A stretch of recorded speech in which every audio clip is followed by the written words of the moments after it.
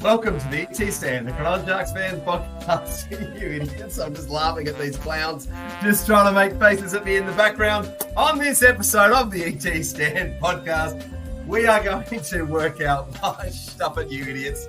We're going to try and work out what a dynasty is and if the Cronulla Sharks can ever build one of their own. We're just not content with one premier. These idiots in the background, I'm going to stop them from pulling faces at me. Let's just bring them in.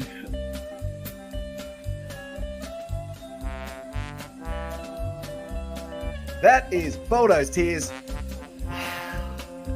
Chris Kelly, who would you move? Where do we start? I'm glad Boldo didn't grow up in Egypt times because that's a terrible looking pyramid. It would have fallen over and collapsed by now. And given that he just Googled the squad and put Matt Ikuvalu in the bottom and he hasn't been there since half of last year, our pyramid would have fallen over. He's still on the page. The pyramid would have fallen over. You would have been missing a foundation piece and it's fallen over. Maloney is still intercept. Away goes James Maloney. They're kicking him home, the Sharks fans. Maloney is there. Healy. It's Healy and gone on his departure day. Mitch Healy gets a try. The crowd have gone absolutely bereft. In amongst all of that, Lats had an awesome story about how awesome this Finau guy was, and then Boldo concludes it with like, yeah, Finucane, how good is he? And everyone's like, I don't even know who Finau is. I just assumed that Finau was the same guy as Finucane. Is that a different person? I didn't know that. Who the hell's Finau? Wow. This is how flawed the tears are. He doesn't even know half. Boldo. This is where the tears bit comes into it. I'm listening to the car going, did my stream just like skip 30 seconds or something? Like, no, it was just Boldo just playing along. But anyway. Peachy, great ball to Campbell. He's away. Campbell to the 30-metre line. Now, Colin Best heading for the corner. Gets it back on the inside. Graham, they're over. Nick Graham has scored. 4 minutes into the game. And it's away. Here they are. Pryor. Can he get it there? Yes, he can. Matt Pryor, an unlikely first try scorer for the Sharks.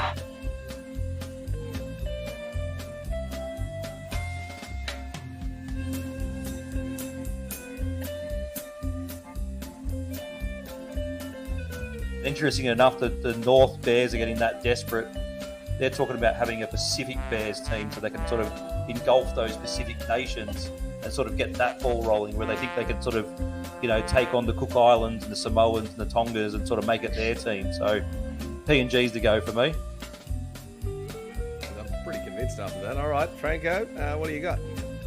Mate, can I rebuttal that, or am I giving it a different answer? Go for it. Enough arguments on this podcast. Come on, you're going to throw out cans, and they're going to play out of cans. Ever. That is the dumbest idea ever.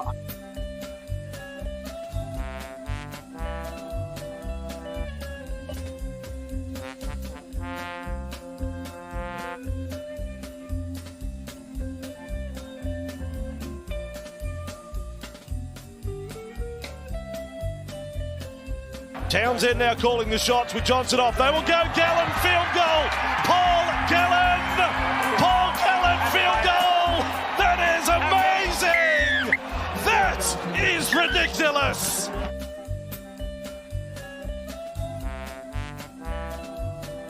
Away. It's back to Smith. Smith gets it away to Cronk.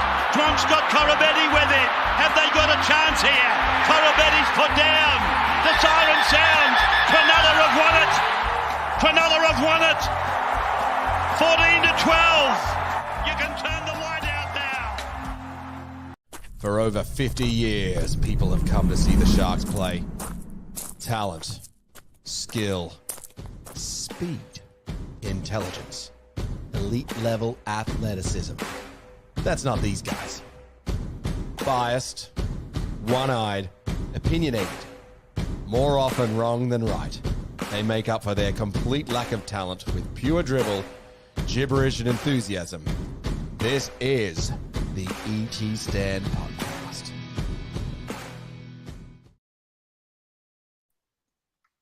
You all thought we were on the extended bench. However, truth is Tuesday's show was just a captain's run, and now here you have the A team to go through an in-depth preview of the preliminary final versus the Penrith Panthers.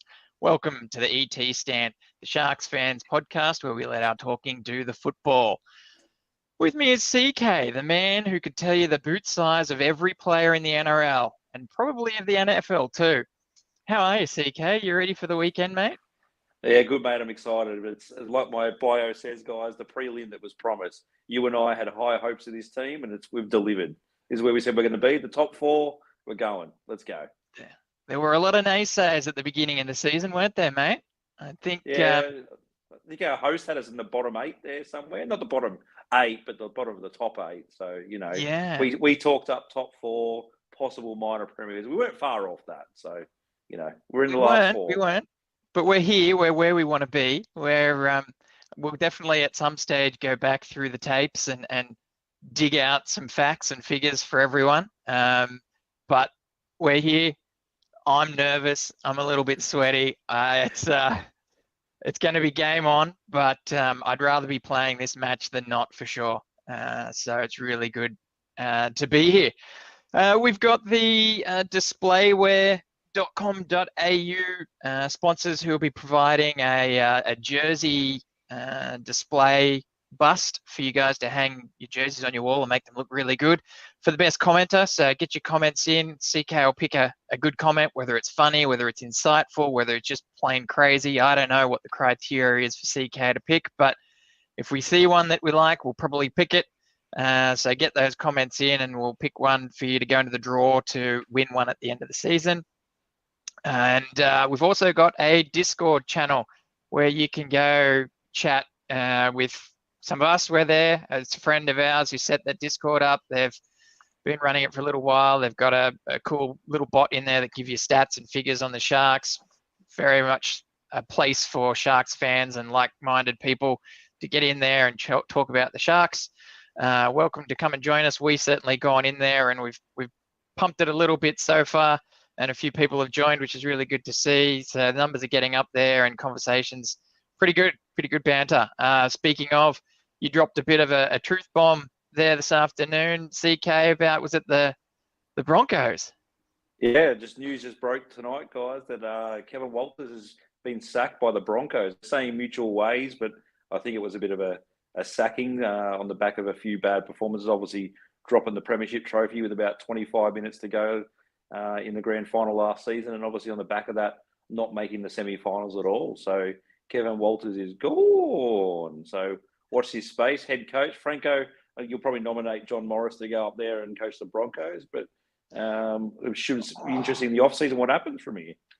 It will be very interesting, won't it? I'm sure they wouldn't have done it without someone in mind, but it's a highly talented job, and it's Hannay, but it seems a bit of a poison chalice because it came out today about Seabold sat down with Triple M, had another chat about the Broncos and the fallout and the death threats that came towards his family over social media. So it's a bit of a hot seat. Be interesting to see who goes up there. Yeah, it's certainly, maybe the Dolphins have softened the blow a little bit by spreading the fan base, but it's certainly a very hotly contested seat and a lot of fans there that want nothing but success. I can't imagine us dropping a coach after making a grand final a season later, right? I imagine making the grand final would be able to go on that for a few years before getting the flick, I reckon, at least at our club. So it just shows how ruthless the Broncos are. But that's enough of that. That's enough of the Broncos. They're gone. They didn't make the 8. Who made the 8? That don't count. These guys. We did. Yeah. Top 4. Exactly. Who made the prelim finals? These guys. Us. So, all right, what we're going to do is we're going to go through the team lists, just sort of weigh them up against one another, and then just talk about our feelings about the game as a whole, how we think it's going to go. And if there's any questions that come through from our listeners, we will certainly try to answer them and have a bit of friendly, fun banter with anyone who will want to. Speaking of, Mr. David Boulderman says, can he win best comment? He cannot win best comment. We don't think you should have one because you would only put a Liverpool jersey up or something like that. So, Ooh. good. Some twig jersey or something, Forest's jersey. Don't forget, guys, to like and subscribe. It helps us keep doing what we're doing. It makes the world go around as far as YouTube's concerned. So give us a like, give us a subscribe. We really appreciate that. It's really good. I'm sure there's similar versions in Spotify or the other audio podcast land. There's a version of following us. That would be really appreciated if you hit that button as well. Also, if you're not here, if you're not live, if you're listening to us late, you're more than welcome to drop a comment down below the video, and we will certainly get to that and respond to you there as well, because we enjoy doing that. All right. Now, let's go, CK. Let's get into the nitty gritty. All right. We've got preliminary final Look at this. versus the Panthers. Okay. All right. Now, I'm going to say right off the bat, it is without question that for the last 3 years, the Panthers have been the best team in the NRL. They have got players that everyone thinks are amazing, and they are not only a team of superstars, they're pretty much a superstar team. We're not debating that. But I do think that individually, we might have them in a couple of spots. We might be able to show them up and on our day, give them a good run for their money. And that's what we're going to try and look at here. Who's going to be the guys that are going to step up? Who's going to deliver? Who might need to lift for the occasion? And who's going to get us over the line? So let's have a look at what we've got here. We've got, first things first, we've got fullback position, which is Dylan Edwards up against Will Kennedy. Now, Dylan Edwards, State of Origin player. He has unseated Tedesco, which is a pretty impressive feat in and of itself, and certainly was no slouch in the Origin arena. So we know he is great. His big strength is his running meters and his kick return meters. That's all Dylan Edwards is, as far as I'm concerned. He is certainly an effort player. You can see there in his tackle breaks, 115 tackle breaks versus Kennedy's 75, which leads to his 1,849 kick return meters over Kennedy's 1,488. So he's certainly got that kick off the back to get the set started for the Penrith Panthers, and that helps quite a lot. But if you look there, in terms of try assists, Kennedy's up there with him. So, 7 try assists to Dylan Edwards and 8 to Will Kennedy. So no slouch in that scenario. One of the interesting things that I've sort of taken out of this is 87 tackles for Edwards versus 167 tackles for Kennedy. That's just crazy. That's probably an indicator of the front line of defence, would you say, CK? Yeah, I think the biggest one as well, and I want to sort of highlight one tackle that obviously I sort of just commented on the debrief and didn't jump on Tuesday's show. And I hope Boldo was cheering at the ground, is when Kennedy's ankle tap on Scott Drinkwater down the sideline pretty much stopped in the tracks any comeback that was going to happen, nullified any sort of momentum. So, yeah, look, Edwards, I suppose this season's stats are a bit skewed given he's missed a bit of time. He's spoken Origin, he obviously missed game 1. Tedesco was thrown back in there, but the Blue selectors want him back in for the games 2 and 3. Ever since then, he's still been struggling with that knee injury.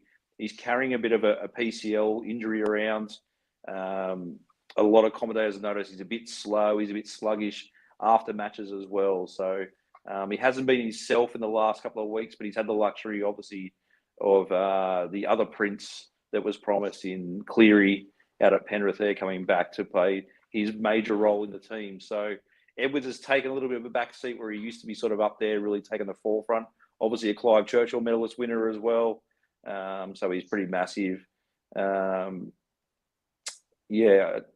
We've always sort of wondered on Kennedy's defensive position. We know Boldo's position on that, and he's come through with a comment now saying Kennedy's defence is a concern. His best tackle was an ankle tap. Probably a highlight ankle tap. I thought there was a few other tackles he made in defence on our try line. He was quite effective as well. He probably put the scare through the camp with the bounce in the first kick in that game on the weekend. But at least he didn't drop the kickoff this time. He positioned himself in a good spot, and everyone was cheering that the game started well. So, I think Kennedy's still that positional play was sort of questioned on a few times, but that's our system, is how it's working. So, no surprises in there really on the stats coming out. The try assist. Yeah, go. I would say in terms of his defence, this year has been just a leap ahead from what he's done in the previous years. Just he's put his body in front of oncoming traffic. He's held people up over the line, come across in cover. These are all sorts of things that people were asking for him to step up and do last year and the year before. And he's doing it this year. Sure, he might not be stopping every try, but no fullback does. And I think he's doing a really good job there in terms of just growth in the sport. So can't really knock him there. People are always going to complain when a try gets through. Someone wants to blame someone, but really I think he's improved there. So it's going to be interesting. We will certainly be talking about it. We probably will talk about it on multiple occasions, but hopefully the banter from the press about Nico maybe moving to fullback next year doesn't get into his head, and he doesn't think he needs to do anything and prove himself to retain his spot there. Because I think if he just keeps steady, keeps a cool, calm head, and puts himself in the right position, he will do what we need him to do for this match. Doesn't need to do anything more than that, really. Any last thoughts there on this one, mate? Yeah, I totally agree. You look at these two guys, and they play two completely different styles. Edwards is that more throwback to the Minicello sort of power game up through the middle, taking, like you said, a lot of meters coming off the kicks. Whereas Kennedy is that sort of backing up, everywhere man sort of style. We were also used to the royalty of David Peachey backing up and the last play to sort of catch those tries. But Kennedy's shown over the years he can do those things. So, totally two different fullbacks, and we'll just see how the game pans out over the night. Absolutely. Nathan, g'day. Harley, there we go. G'day, Harley. No. Oh, we don't want to talk about that, Harley. 100 games milestone. Yeah, we'll get to that one. Nathan says, g'day, mate. Boldo, who can't stay away, says Edwards is overrated. We've got a comment here that could be up for the best comment already. Look at that. How good. A bonus episode with the A-team from Benjamin Turner. Ooh, I like that. That's good stuff, buddy. You're in pole position at the moment. Boldo comes back again saying Kennedy's defence is a concern. Well, you read that one out. Sorry, CK. Stuart Campbell, on another note, Broncos are imploding all over the news of Kevin Walters being sacked. Yeah, we mentioned that before, mate, which is crazy. And then Scott Latino, Will's ankle tap was awesome. I hope someone chin taps Cleary on Saturday night. Well, it's a big target.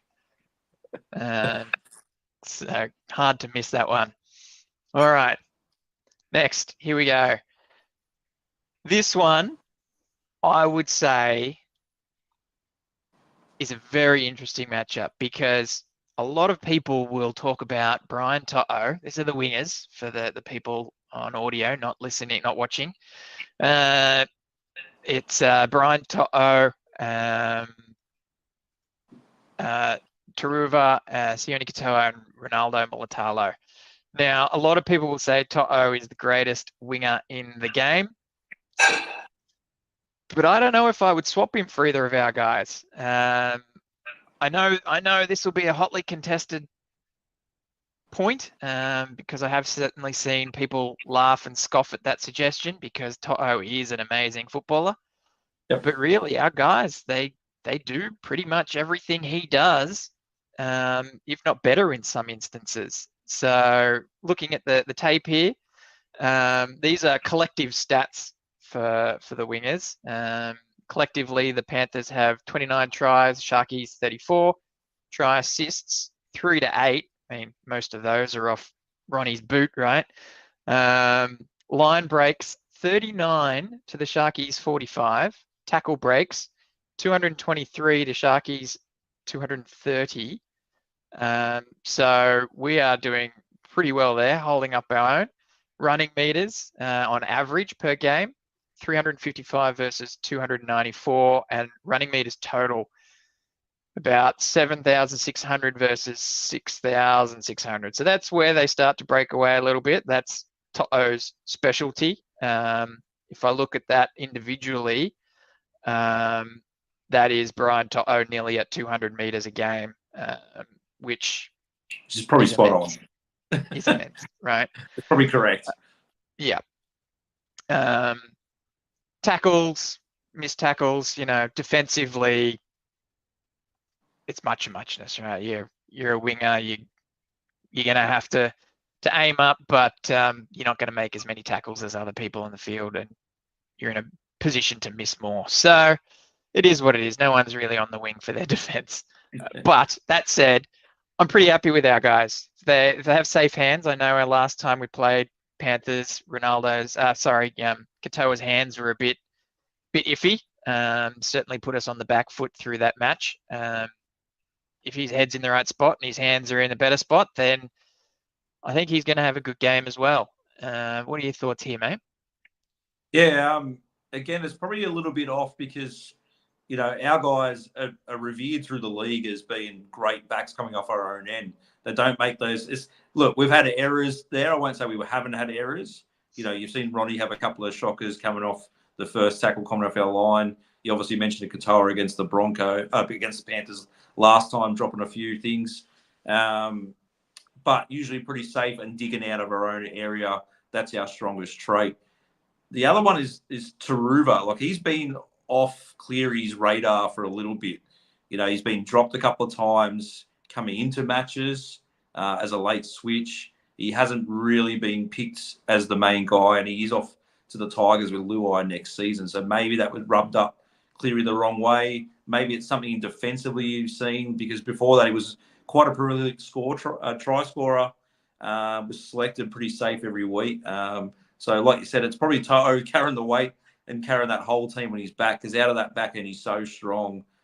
His legs continue on. His leg speed's huge. And for a short guy, he's quite safe under a high ball. He's taken on a few of the big guys, obviously in State of Origin and things like that. It's not an area of concern for either team.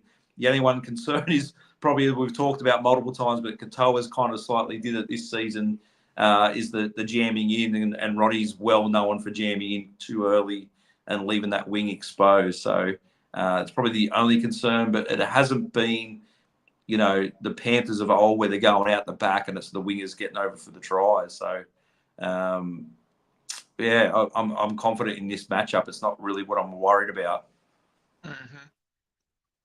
I would agree. I think, if we're looking across the park, this is not one of our weaknesses. I think that these guys can hold their own. Sure, To'o's got the meters in his legs, but ultimately our guys will get close to matching him. And if To'o's the main concern, we can mitigate that by maybe not kicking to his wing. Hey, what do you reckon? Yeah.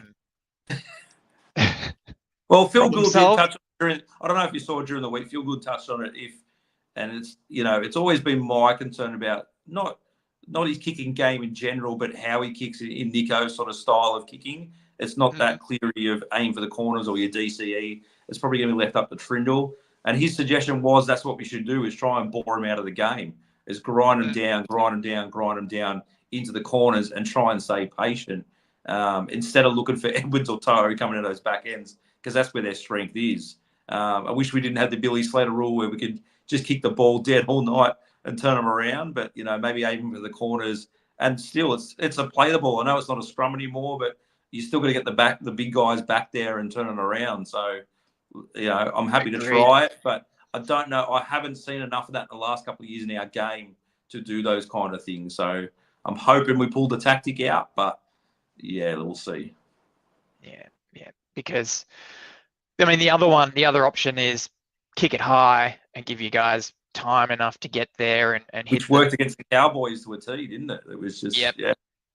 Exactly. So, you can't run if you're propped ready to catch. So hit them when they receive the ball, and fingers crossed you don't get a penalty, but concede a penalty. But that's disruptor. The disruptor rule.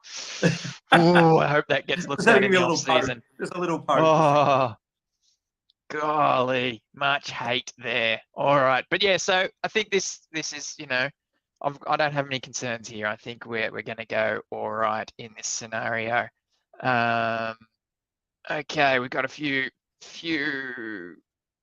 comments here. Dean 180 says, hoping for a fairy tale this Saturday. We've got Williams 2.0 says, Stone Street would destroy both Panthers wingers with one hand behind his back. Well, we might sacrifice. Would he sacrifice a Jets grand final to play in an NRL prelim final? Is the big question. We're kind of it's backfiring being successful as we are at the moment with Jersey Flag, reserve grade, the women's and the men's in the finals, where we could have relied on a few backups. Obviously, I talked about a couple of weeks ago when we played Manly and probably shouldn't have thrown the whole team out there.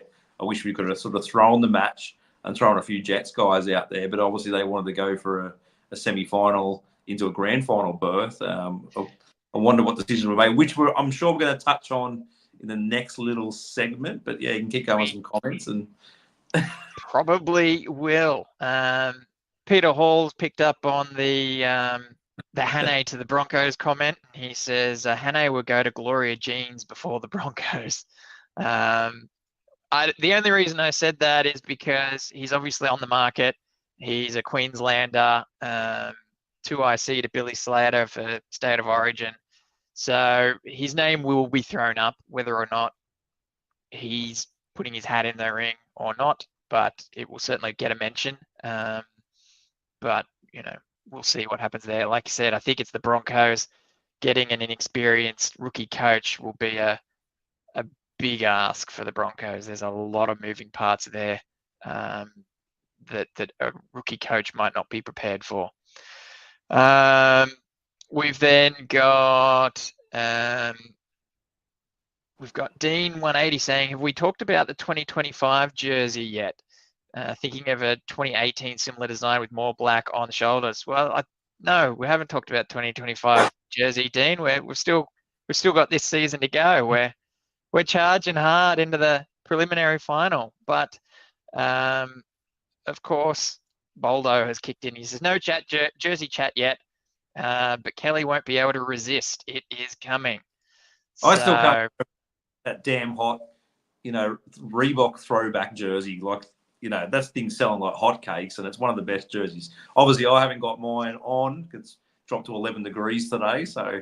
But yeah, that's probably one of the hottest jerseys the Sharks have dropped. So what I'm sure we're going to do in the off season when sales are on, we'll probably put up some links for the Shark store. When I advise Sharks fans to keep your eyes out when those happen, because it's the best chance to score a bargain. And then we'll have a look at some previews of 2025 and what's going to come out. Mm-hmm. Yep, I think that would be very good. We've got Peter Hall saying the one game that got to him this year was against the Panthers when at home, and we got educated, smashed, and humiliated. That alone will be enough of a focus to claim retribution.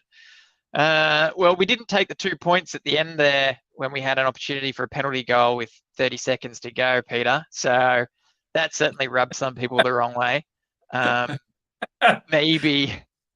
Maybe we'll do a little bit better than 40 blot. So this is what we're here to talk about. It was certainly a drubbing, and I'm sure the lads are remembering it. So, all right, now here we go. Oh. Our centres versus their centres. So we've got Isaac Targo, Paul Alamotti versus Jesse Ramian and Kale Iro. So again, outside backs. It'd be hard to do these stats because the Panthers had a few changes at centre. So they have had a few changes, but Targo's had 24 appearances, which is the same as Ramian. Alamotti, only 14 appearances for him. So there is a bit of a dip in terms of showings from him. But ultimately, if I was to split any of those stats out for you, we are looking at Ramian destroying everyone in terms of total run meters. He's around the 4,000 mark, which is almost 1,000 higher than Targo, with an average run meter of 163 meters. Kale Iro's not far behind, but obviously has played a couple games less. So in terms of that, we're killing them. The tackles, Targo seems to be copying a fair bit there with 61 missed tackles, which is not great. So maybe run at him, I would say. But then tackle breaks, again, isolating them. Targo's got 71 tackle breaks versus Ramian's 84 tackle breaks and Iro's mammoth 101 tackle breaks. So, ignoring Alamotti, it's still looking good for us, I think, in terms of just looking at the stat line. How does it look for you, mate, on the sniff test? Yeah, look, again, like I said, they've obviously had a Casey McLean in there, and they had Tyler May early in the season, who obviously isn't with the club anymore. They've had quite a few changes in the Panthers' back line, like I mentioned before. Taruva getting in and out of the side. Targo is a great strike player. He finds the strike quite a bit. Alamotti's a handy player. He's solid. There's nothing wrong in his game. He's not the attacking flair of his centre pairing, but he does a solid job. There are a lot of comments coming through because obviously we're going to touch on it. Look, there is ripples going around, and it came out from NRL Physio today, who's a very highly trusted source on the socials, that Ramian, again, is in some doubt with his ankle, which we know that he did. It's obviously going to be a flare-up from playing 80 minutes against the Cowboys. I guarantee he'll give himself every single chance and possibly needled up for the game. There's also sneaks around. Iro might have had a bit of a shoulder and an arm injury. But again, this is a prelim, guys. I think they'll strap it up, needle up, and go out there and give it their all. We've seen what Jack Bird did in the grand final for us with a dislocated elbow. It's not something you muck around with unless you just don't think you can get through 80 minutes. Like, those guys will just go, I'm sweet to play. If they get past a fitness test, they're going to go out there. So there's quite a few comments coming through from obviously our viewers spotting on socials, which he was the last couple of weeks, Ramian in a moon boot, which is quite normal for an ankle sprain to sort of do those compression things through the week so he doesn't bugger it up more going to the coffee shop or going out or riding his fat boy bike that he does when he gets around to the beach. So not too concerned. Again, look, Iro, the game and the Cowboys, if he didn't have those couple of strips, I probably would have been pushing him towards my 3-2-1. I thought he was immense outside there. There was obviously a couple of times where he went himself again on the last, which, you and I have discussed multiple times. We don't mind if you're 3 meters, 2 meters from the line and you get tackled or you score a try. I prefer you to roll that dice. It's one of those sort of things. But I thought his tackle breaks were huge. I thought his defence was quite strong as well. And again, with Rami and that little flick pass to Trindle, he was back on song. So again, this is not my concern area in the team. It's obviously maybe what we've lacked with moving Talakai back to the bench is the little silky hand offloads. But again, they did that on the weekend as well. So I can't knock them for that. They both had a try assist each. So I'm not going to knock them on that.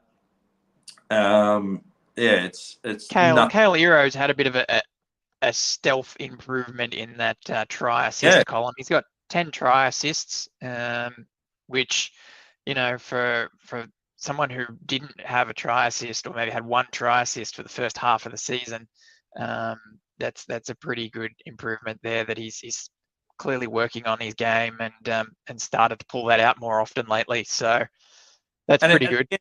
He's not considered a rookie, but he's gone from massive leaps and bounds from the start of the season. We obviously all had big raps on him coming in, so he's been immense in that. And again, we've talked about ad nauseum that we need these guys to play so Talakai can play his role off the bench so we can have the 4 forward rotation. So if something does occur in this match, at least we know we have the cheat code on the bench anyway. He comes out and does his job. So it's not a concern for me at all.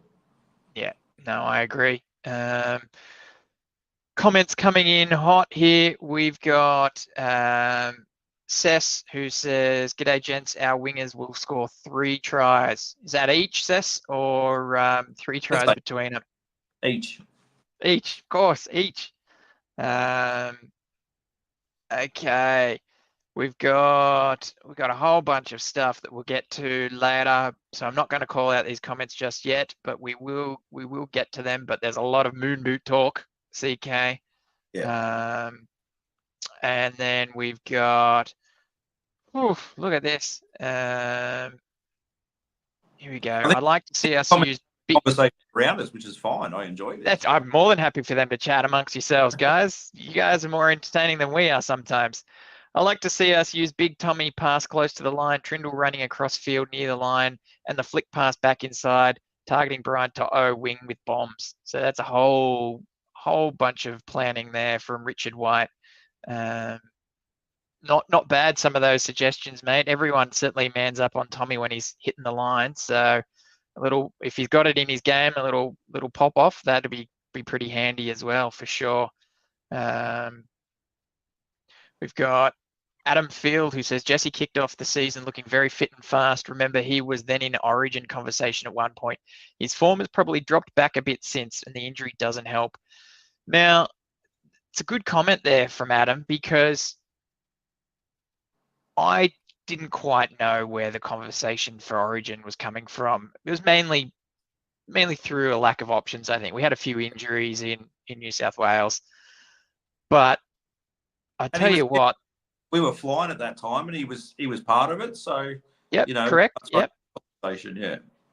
But the game that he missed through injury, we really missed him. And it's just goes to show how vital a cog he is in the team. That he's got the strength, the running game. He's defensively strong. It just is important to have that solid all-round guy that plays full of heart. Sometimes too much heart with giving away some brain-dead penalties and whatnot. But he's certainly well-experienced leader out there, I think, as well. Yeah, absolutely. So no, you're right there, Adam. He's had a bit of a hot season, this one. And then we've got this comment from Sess. He's saying, we're up against it, Penrith. Well, you say 3, we say 6. We'll see how we go. All right, next we've got 5/8. Luai up against man of the moment, Braden Trindle. So, look, we've got here an interesting one. We've got Luai has had 22 appearances for the season, with Trindle of 19 appearances. And the stats look pretty good for Trindle. I know probably people who don't support the Sharks or are only casual observers of the Sharks, especially the media, haven't really given Trindle his due until the Cowboys match. I think a lot of us sort of stood out of our chair in the All-Stars, the Indigenous match, beginning of the season, where he just dominated that game, got the Preston Campbell Award. And I don't know about everyone else, but I remember you and I, CK, going, we're on here. He's got it in the bag. He's got his confidence. He's ready to play in firsts. And look at these stats. Versus Luai, 4 tries for Luai, 12 for Trindle, 13 try assists versus 18, 12 line break assists versus 16. Forced dropouts, well, that's a Luai special, 17 versus 9. Kicking meters on average, 242 versus 329. Total kick meters, 5,300 versus 6,200. Like, Trindle is pretty much killing him there. Running meters, well, Luai's got a bit of a running game, but he's also a faster, nippier player than Trindle. We've seen Trindle get a couple of breaks and get run down. So I'm not surprised that that Luai has just over 1,000 more running meters. But ultimately, as far as value to the team, Trindle is doing well. He's getting us what we need out of him. What do you reckon? Yeah, look, I was just having a little flash then and thinking, like, Luai might, he's a bit of an NBA fan. He might have a little Last Dance playing the MJ, and so I took that personally because everyone's talking about Trindle and no one's talking about Luai, who's the current New South Wales 5'8", and often the Tigers big money deal, current 3-time premiership winning 5'8" as well. So you're probably going to take this personally.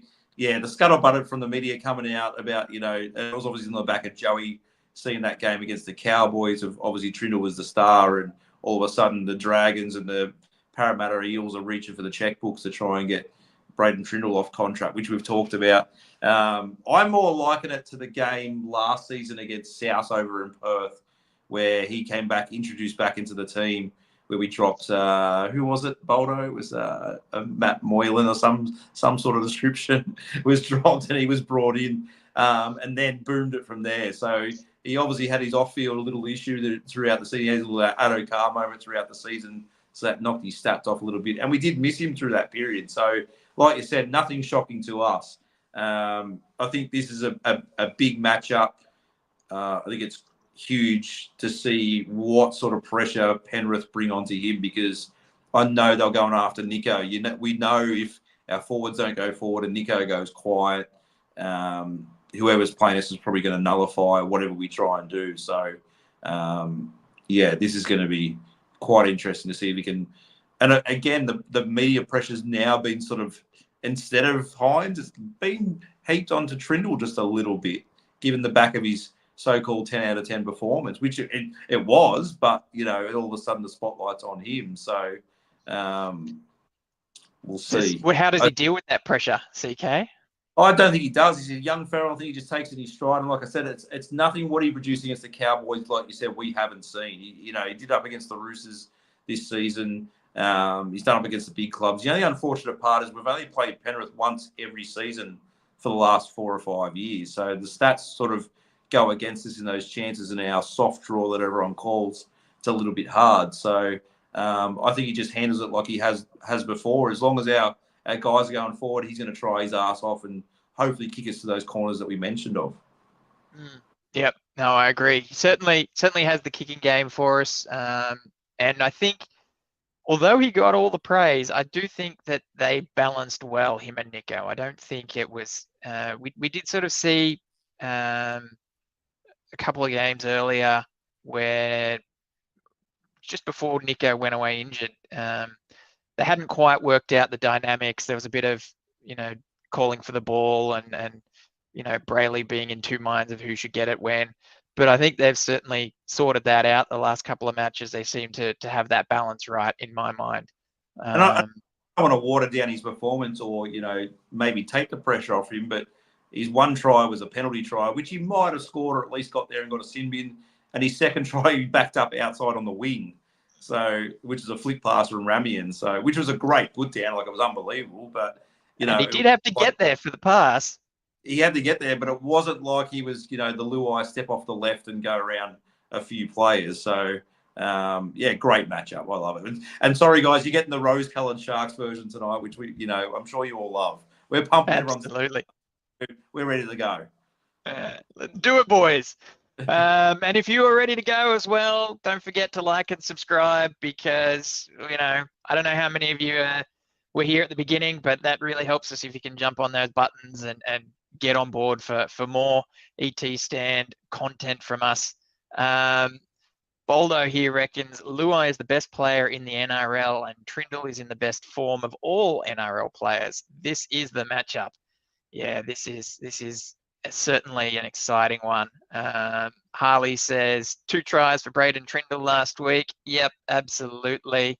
I think Boldo went and saw a team down in Melbourne the other week that might beg to differ on form and best player in the NRL this season. Absolutely. I mean, look, we're going to get to the halves in the next slide. I actually like Luai as a player better than Cleary. I think he is a little bit more instinctive. I think that he manages to pull a rabbit out of a hat more often than not. And I just think he connects better with the rest of the players. He also did a really good stint while Cleary was off with that hamstring injury mid-season as well. Like, he was immense in that as well. But you're right, he does pull those little rabbits out. He's not a liability in defence. Everyone thought once Kikau was gone, it was that he lost his hit man, but he's proven he can play in the biggest arenas. So we'll see how it goes. Yeah, absolutely. All right, now we'll get to the next one, but I'd like people to see this comment here from Williams 2.0 and try and commit this one to memory. He says, if I was Cleary, I'd be running at Trindle all night. See how he goes under defensive pressure. He's on that left edge, which defensively has been an issue all season. So it has been a lot of the season. I don't know about all season, but, we saw the first few rounds, no problem. Sorry, mate. And last year. Well, definitely last year. But beginning of the season, settled team, no problems. Then when Iro came in for Talakai, there were new combinations there. I still think that's a work in progress, but it's way better than it was for the first half of the year. I don't know if targeting that side is a guaranteed success for oppositions. Let's be real, it's probably still the right side to go if you wanted to come up with a bit of success. But I don't think it's Trindle's defense that's the problem there. It's just that communication and trust between Trindle, Iro, and Mulatalo. I think that, and you know what, Wilton as well. It all starts from there. So we've just got to see that they trust each other. They've got their systems in place, and they move as one. That's the big thing. But I think it was Williams 2.0 that mentioned it on the debrief. So we'll keep that in mind, the tackles. We'll go on to the halves. All right, we've got Nathan Cleary up against Nico Hines. Now, pressure was on. We've spoken about it. Pressure's maybe not on so much between Trindle getting a whole bunch of praise, the potential scenario of losing both of our centres. I think there's been 24 hours without a Nico story. That's got to be a first for the last fortnight, right? Or no, Monday would have heated up again on Monday, but yeah. Oh well, there you go. So I think this will be an interesting one because eyes will be on it. It's obviously not the most exciting matchup because I do think that for the most part Cleary is almost robotic. He goes about his business. He puts the balls where he wants them. He lines up his teammates where he needs them and just executes. He is a class player. We have certainly had our disagreements about how good a player he is. But that game in the grand final last year, I think, put any doubt to bed. He just ran that game and produced a masterclass. It was amazing. So he is a class player. He has had a bit of a rest in terms of being out injured. He's only played 11 matches this season. So stats do favour Nico, who's played 17 matches. So, take the stats on your screen with a grain of salt. For those listening and not viewing tries, it's 4-2. The first stat you hear is Cleary's. Try assists 12-13, line break assists 10-14, forced dropouts 10-2. So that's a big one to be worried about. Obviously, Panthers are amazing at repeat sets, and I think they're coming first in the league for possession percentage. So just got to be aware to try and get out of our in goal if they've dripped it through, or hope that it goes long, I suppose. Don't give them an opportunity to kick in goal. The rest of those stats, like I said, they're all a bit nothing because of the disparity in number of games. But Nico, under pressure, does he try to prove that he is the $1 million player here, CK, or does he continue what worked the last couple of weeks? No, I think we just kick on what worked the last couple of weeks. He had a couple of attempts at running at the line on the weekend, which I thought was quite strong, but they were a bit strange options. They were more just, well, I'll take the ball and take a hit up, which was very Cleary-like. Cleary doesn't mind taking a hit up every now and then, just when he goes, you know what, nothing's on, I'll have a little run. Both are still under injury clouds. Nico's ankles aren't that great. I noticed, obviously, one was still strapped and the other one had the giant ice pack after the game, but that's normal after coming back from a syndesmosis. Cleary's obviously got hamstrings that are just a little bit better than Matt Moylan's, and obviously his shoulder injury that he's got as well, which he's got to get sorted in the off season. So, but he knows how to get through these games. Look, I could do a whole show just on Nathan Cleary, like you mentioned. You think we do rose-coloured glasses with the Sharks? I could do it for Nathan Cleary because I've seen every halfback since the 80s into now, showing my age. I haven't seen anyone since, or probably won't. So, I think we'll just lead this match up as the guys who are going to try to control the ship more than run the ship. Yeah, that sounds very well put, mate. Williams 2.0 has got, here we go. Luai better than Cleary. Did we not watch the GF last year? Franko, Cleary is on another level, especially kicking a team to death. No, he is an amazing player. 2.0, don't deny it. I said I like Luai better than Cleary. Didn't say he was a better player. I like him better. As a human being, but he's certainly more entertaining. Like I said, I think Cleary is robotic. He has a plan, he sticks to it, and he executes. It's crazy to see. Now, this was the one that I meant to put up. Perfect stat. Nico, more tackles made than Tricky, less missed tackles. Obviously, Tricky has more try involvements, but Nico isn't as big a liability and is more targeted in defense. Now, this is what I was going to say. So 2.0, I think you mentioned this. You were a dial-in on the debrief episode, and used the number of tackles that Nico has for the reason why he hasn't been performing lately. He's buggered, he's stuffed, and all the traffic goes his way. He's had 406 tackles this season. However, it may surprise you to know that that's not an outlier. So in 2023, he had 398 tackles, which is about the same. We've had an extra game than 2023, so that could be the difference there.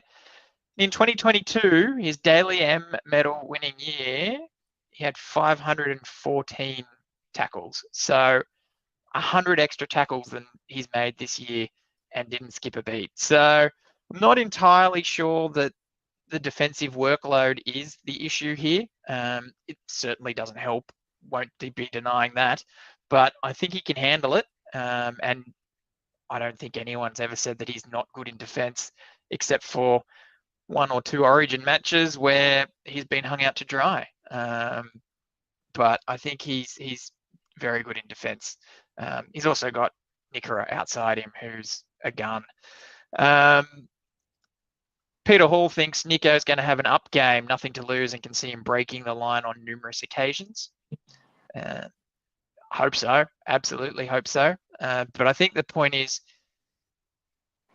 don't do anything you don't have to, right? Let's work as a team. Let's, not have any hero ball, waste opportunities. Let's try and do what we think will work to win, because you know what? If we win and go through the grand final, and heaven forbid we win the grand final, I don't think anyone's going to be really saying, oh, geez, Nico didn't play well enough. We won the grand final. We won the preliminary final, whatever. Great.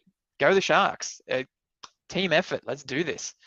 If we lose, maybe, but, you do what's best to get the team over the line. And if the best opportunity at the moment is to play as a team and collaborate, and not try to run the ship yourself, then I think that's what we need to do.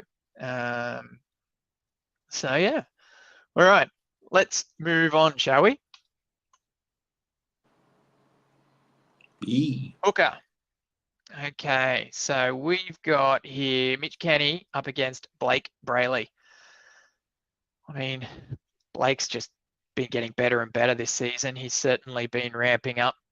Had a little bit of a quiet one against Melbourne, but so did we all. I think overall, though, it's going to be hard for people to knock Brayley the way they have previous seasons. He has really stood up. He's at times taken that leadership role and done it with aplomb. He's just awesome. So I think, in this scenario, Mitch Kenny's had 22 appearances this season versus Brayley's 26. So the stat line here is pretty valid to compare. And Brayley's just beating him across the park, really. So interesting stat there is the total running meters. He's over 1,000 running meters, which everyone keeps asking him to run. He has been running. So you know what, Brayley, keep doing what you're doing. Hopefully you get a platform laid for you that you can use to take advantage of the situation. But ultimately, I don't think this is a scenario where I'm concerned of the matchup. What do you reckon, mate? No, look, Mitch Kenny isn't. Look, he's probably a good utility, but I haven't really run the eye test over him enough this season to think that he's the out-and-out difference in that Panthers team.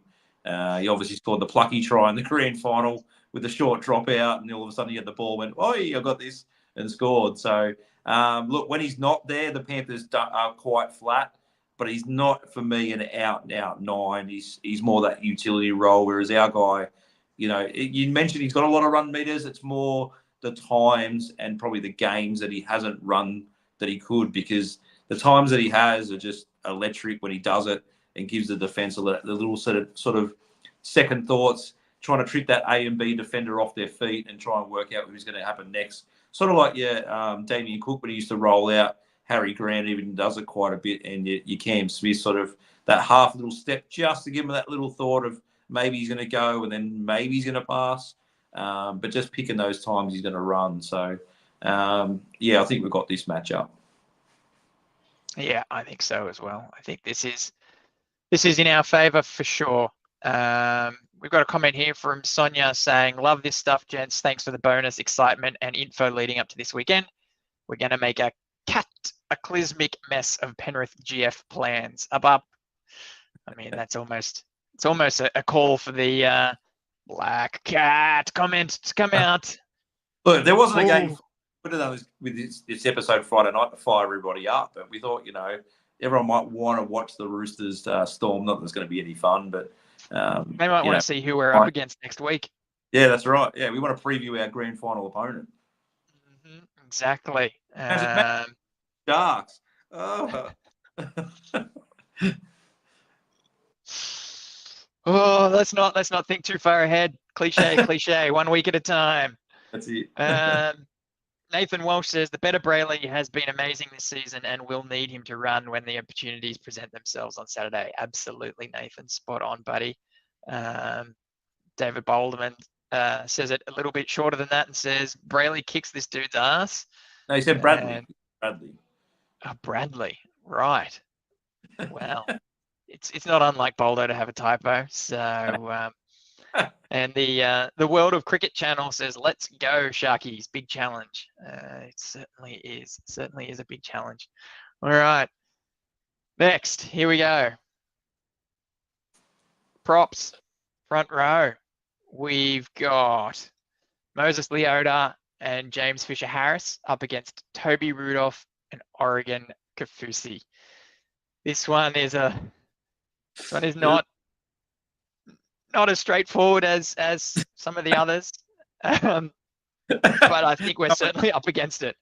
Say what you want to say about it. All right. So as far as appearances go, 24 appearances for Leota, 21 for Fisher-Harris. We've got 20 for Rudolph and 25 for Kaufusi. So the stat line here is pretty valid in terms of how they went. We've got, from an important stat line here, average hit-ups, 21 for them, 16 for us. So they're certainly workaholics, but, we do a lot of our effort balls from the inside our own half with our outside backs. Post-contact meters, comparable, 1,700 versus 1,600. Tackle breaks, also comparable, 63 to 73. This is sort of where it starts to get a bit ugly. Running meters, on average, they're about 40 meters a game better than us, and total, they're about 1,000 running meters over us. The other stats are all pretty comparable. Importantly for us, especially considering we had a comment about it in one of our episodes about halfway through the season about how the Sharks don't throw many offloads. We have slowly turned into offload machines, 47 offloads compared to their 23. Now, most of those are Oregon Kaufusi, who he alone has 30 offloads. That assists him in terms of his tackle breaks. He's got 36 tackle breaks on his own there. So, people are obviously starting to hang off him waiting for that offload, which gives him a bit more room to move, which is good to see. And his offloads, they're not terrible. They're not drop out the back. They're not without eyes on the catcher. They're direct. They've got force on them. They're good offloads. That said, a prop is there to lay a platform. They're there to get the team moving. And Leota and Fisher-Harris are just monsters at this. What are your thoughts, mate? Yeah, look, we've obviously had a couple of dark episodes in coming up to launching this podcast where we talked on the Panthers dynasty, and these two guys has been the scariest two props in the league. And if anyone wants to pick two props, these are the first two guys you're picking. James Fisher-Harris obviously is a bit of a swan song for him, leaving Penrith and replacing AFB over at the Warriors, and he's talked a bit about going back home. So maybe this is his last little dart at premiership glory. And Leota, we've seen what he does against us as well down at Shark Park this season. Kaufusi, you spoke on the offloads. I've got massive raps on him. Even the game against the Cowboys, there's times where he's got two or three guys hanging off him and he's looking for that offload, but he knows if he can't get his arm out, he's not going to just try and pop it out. He doesn't try those little bobbles. There's none of those little knock-ons the referees try and catch when they touch the opposition player. And Toby's Toby. He's coming back from that turf toe, which looks like it's gone. His fitness is going up. He's kind of like a horse. He's stirred up, fit, ready to go. So I think this is the way forward. But again, you know, even if you had the rose-colored glasses on, you're still leaning towards this Panthers pair. But it's what we're going to do, like you said, as a team and as a pack. I think our forward bench rotation is a lot better. We can throw at these guys, which we'll obviously touch on. But again, they've got the edge in this, but it's not like we're in the top 4 for a reason. Our forwards are our strength, and I've talked about it till nauseam. The way to go our games is to go forward through the front door. We've still got to give it a go against this team.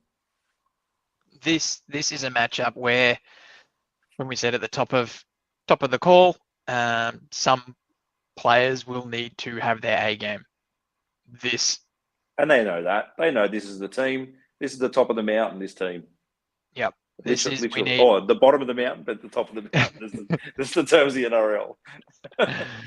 This is where we need Rudolph and Kafusi to really stand up. We need them to bring their A game. We need them to rip and tear, hold their own. Personally. Yep, absolutely. And so if they can do that, I think that's going to be something that really, like we said, gives Brayley those opportunities that he keeps sniffing around for, gives Hines and Trindle opportunity to get the ball to boot with a bit of space in front of them. Maybe gets our centers some early ball. It really, cliche, it's rugby league, but it all starts here. This is where a big part of this game is going to be won or lost. And look, we know what Toby's current this season victory song is about, not back down. Maybe he needs, instead of playing that song and save it for the post game, maybe he needs to find a similar sort of playlist of not backing down and really fire up. Yeah, absolutely. Just get in with a bit of venom. You got 2 games. You got 2 games to do it. You got 2 shots. That's what you got to do. Just throw it all at them. Here we go. Glenn Thompson says, our front row needs to be locked and dialed in. 2.0 says, if our middles hold their own, goes a long way. Our boys back end of the season have more than held their own, barring Melbourne. Yeah, they've gone from strength to strength. I saw an article yesterday about Rudolph. He's given up the drink. He's fully committed. I think he still has the turf toe, but he's managing it well. He's, doing his rehab. He's training well. So he's certainly on the recovery and taking it personally. I think that same article spoke about his poor performance against the Dogs, where he was dropped and he didn't hold his head low or sulk. He just put in more effort, ripped and teared for the Jets, and that's exactly what Fitzgibbon wanted to see, bringing him straight back into the team, and he had a great game from there and there on. I feel he's really lifted. So, and he's a guy who would have killed it in the unlimited interchange. Imagine him in the unlimited interchange, because there's times where I wish he put his hand up and asked to come off the field, but obviously you don't want to do that as a player. They must know when he sort of gasses or taps out. But I thought in the last 4 or 6 weeks he's gone beyond that and done really well. He hasn't been that sort of quick, let's get Toby off. He's starting to leak a little bit, but I think the last couple of weeks he's done really well. Yeah, absolutely. I think he's on song. So just keep it up, Tobes. Keep it up, Kafusi. Just don't do a Melbourne and do better. Go through the front door, boys. Go through the front door. Correct. All right. Second row. Now, this is a good one. So we've got Luke Garner, Liam Martin versus Britt Nickera and Teague Wilton. Slightly less comparable here. Garner's only had 15 appearances and Liam Martin 20 versus Nickera's 24 and Teague Wilton's 22.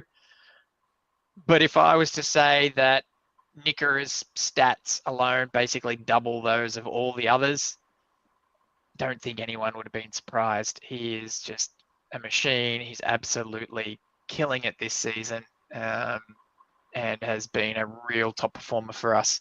In terms of line breaks, our guys have 17 to their 10. Offloads are comparable, 27 to their 24. Running meters, probably not a fair stat, like I said, because of the games that they've sort of been under us. But, tries, 15 to us, 9 to them. Liam Martin, we know he's a champion player. He's an origin player. Goes up against Nickera, who's a international player for New Zealand. Ultimately, they are the crowns, the jewels of this crown in the back row lineup. But I think we've got them here as well, right? Liam Martin can sometimes blow his top a little bit, get a bit emotional. I think I'm not worried about this matchup, really. It's more, I think in this scenario, it's more how the people play around these guys to make them look better or worse. You know, the Cleary and the Luai, putting them in the right position, giving them the right ball. And that's going to work for us as well, right? Trindle and Nico getting our guys where they need to be and giving them the opportunities to shine. But I think our guys have a better opportunity to make something out of nothing. And that's where I think we've got the strength over the Panthers in the back row. What do you reckon, mate? Yeah, look, I think Luke Garner's a handy player. I wouldn't say he's an out-and-out superstar. He's probably way behind Teague. Liam Martin's just, like you said, he's a beast, but he's also a bit of red mist and red line in his game as well. He doesn't normally go over the top, but he obviously can be pushed there. And I think Nicker has just been in just an absolute ridiculous amount of form.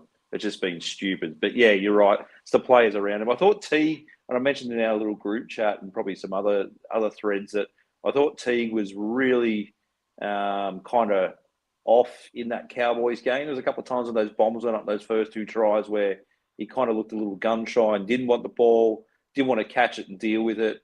So he was a little bit off. But again, the more depth we go into these matchups, the more confidence I get looking at it sort of individually. But it's about how we, like you said earlier, work as a unit. So again, this matchup's quite good and probably leaning towards our favour. I reckon for sure. We just gotta lock Nicker up before November 1st. No. It seems the more we go on, the more the salary cap's really going to bite us. But we'll see what happens.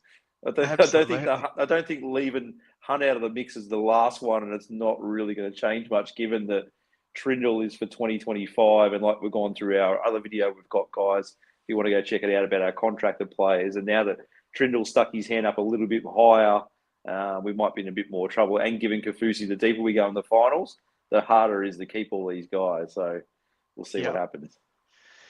Lats comes in and says our forwards are stronger than a lot of people give us credit for. However, consistency is key. Yeah.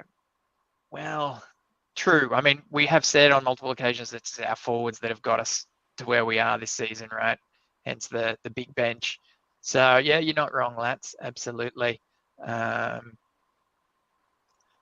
Williams comes in and says, Matty Williams, this one says, love your confidence, legends. Our start is absolutely vital. Hope this battle takes off from there. Or, hopefully they don't show up at the start and we get a massive lead like we did against the Cowboys. I'd be okay with that as well. Well, they did, the Panthers against the Roosters turned it on at 24-0 and were pretty much flawless. So the start is quite vital. I don't want to be in a 24-0 hole in a prelim final against Penrith. Yeah, this is true. Absolutely true. All right. So yeah, let's move on then to the next one. Lock. Very interesting, this one. Yeah. So we've got Isaiah Yao up against Cam McInnes. Both heart and souls of the clubs, I would say. We've got, 2 tries each. Offloads for Yao. He's certainly more of a ball player than McInnes is. 27 offloads versus 10.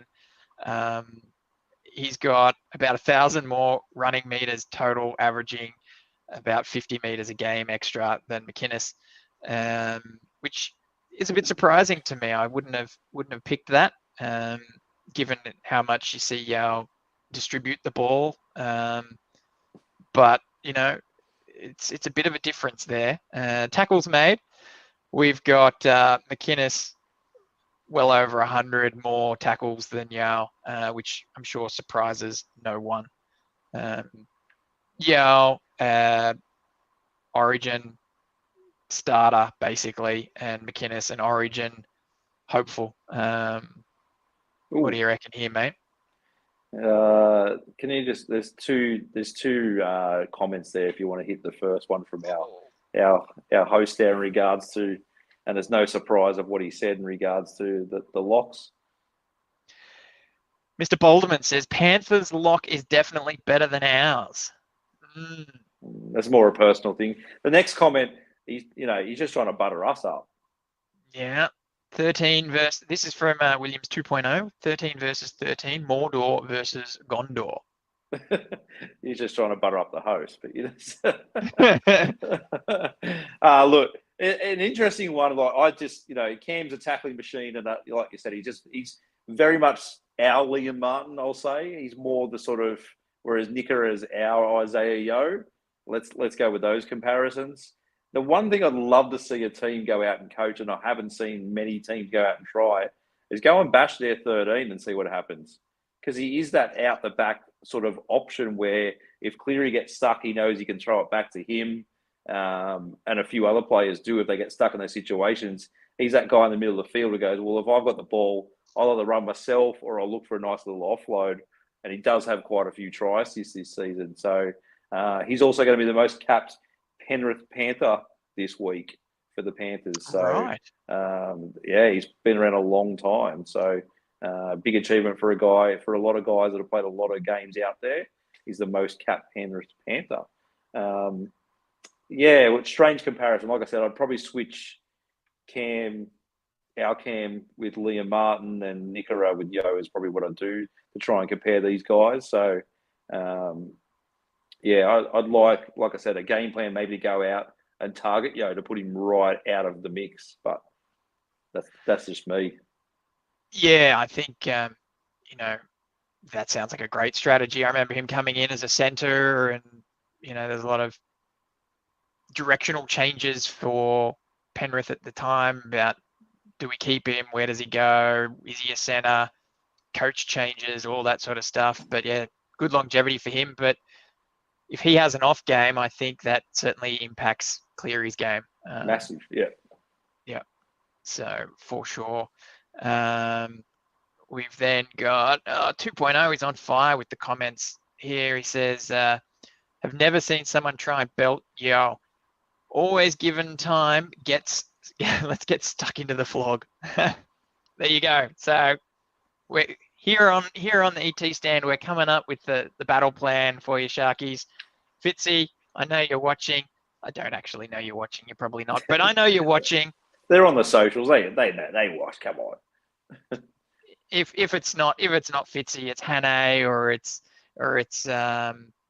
Dino. Someone's there getting ready to jump on and give him the what's for. All right. Now, again, don't forget, guys, like and subscribe. We've been going on a bit again. I've seen the numbers shifting around, so maybe we've got a few new listeners here.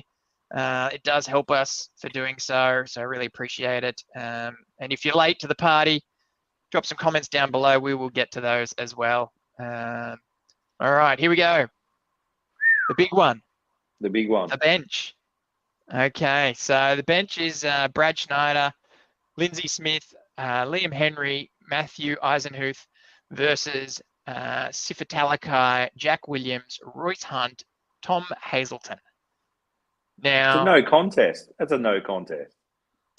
We were worried a little bit about the props. They've certainly got, what did we say, about 1,000 run meters on us. But when it comes to the bench, got to swap them out at some time. I think we make up for it here, right? So we've just got to make sure we time this right and we're not playing catch-up football by the time they come out. These guys can hold their own for sure, right? So we've got Schneider, who's a halfback, right? So he's their utility. Don't know what their plan for him might be. CK, any idea on that? Maybe it's just a insurance. Yeah, it's just an insurance policy for them. It's a throwing Schneider out in case Cleary's shoulder doesn't give, in case Luai's shoulder does give like it did in the grand final, in case something happens to Mitch Kenny, you can sort of throw him out there in a pinch. It's a strange selection for me, but again, it's their salary cap era is starting to bite them just a little bit, where they're running out of those guys coming off the bench. So yeah, strange. We then got a couple of props. So we've got Lindsay Smith and Leon Henry against our couple of props in Royce Hunt and Thomas Hazelton. I think we've got them covered there personally. I don't think that's something that I'm worried about. I mean, Hazelton's probably going to score 3 tries on his own. So, brilliant work there from our guys. And we know that Hunt and lately Talakai haven't been getting big minutes. I think Talakai is a bit more situational. Hunt, it's all about that effort, right? Comes on, makes an impact, and then goes off again. So that's all we need him for if we're still in the hunt, right? Just to turn that tide and keep it in our favour. So I'm pretty happy with that. And then Eisenhuth's a lock versus, our Talakai is basically a lock when he comes on for McInnes, or Jack Williams is also basically a lock, but they're both lock second rows who can also play in the middle and not do themselves any harm. So I think this is an out-and-out slam dunk for us. The bench just kills their bench, and it's all just going to come down to timing as to when and where they come out. They are going to have to perform though, right? We've seen, Hunt have an off game. We've seen Hazelton be a bit off in defence, not have that lateral movement. Sometimes he's a bit stuffed and buggered. Jack Williams' hands, hate to mention it because everyone else will, but stats have shown it's not as bad as everyone thinks it is, but still he does manage to drop one in pretty inopportune times.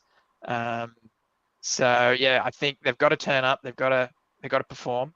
Goes without saying, of course, everyone does. But I think some players play at that level that we need them to. Some players will need to lift for this match.